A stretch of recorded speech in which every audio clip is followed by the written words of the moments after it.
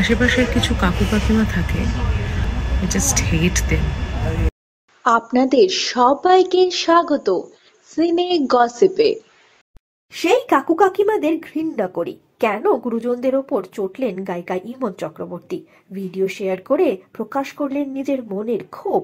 রেগে আগুন গায়িকা ইমন চক্রবর্তী। কি হয়েছে তার সঙ্গে? ট্রেনে যাত্রা করতে বরাবরই পছন্দ করেন সঙ্গীত শিল্পী ইমন চক্রবর্তী।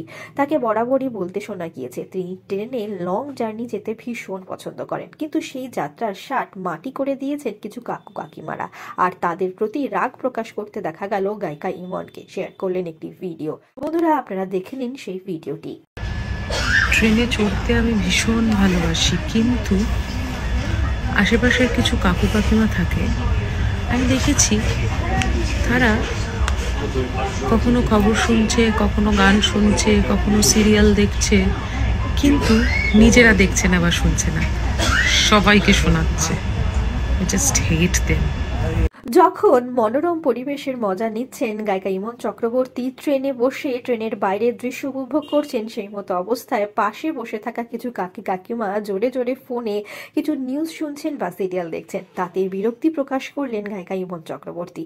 ইমনের এই ভিডিওটি প্রকাশে আসার পর তার সঙ্গে সহমত পেশ করেছেন তার অনেক ফলোয়াররা, তার অনেক ভক্তরা।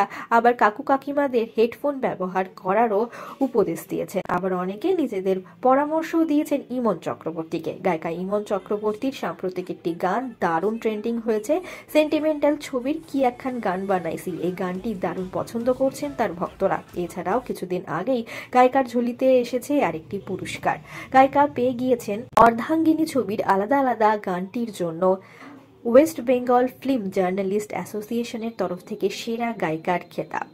ইমন চক্রবর্তীর মতো আপনারাও কি এইরকম পরিস্থিতির সম্মুখীন হয়েছেন? জানিয়ে ফেলতেই পারেন কমেন্টের মাধ্যমে। বিনোদন জগতের আরো অনেক খবর নিয়ে চটজলদি ফিরছি, জুড়ে থাকুন আমাদের সঙ্গে। আমরা হলাম সিনে গসিপ, জুড়ে থাকুন আমাদের সঙ্গে। সাবস্ক্রাইব করুন আমাদের এই ইউটিউব চ্যানেলটি।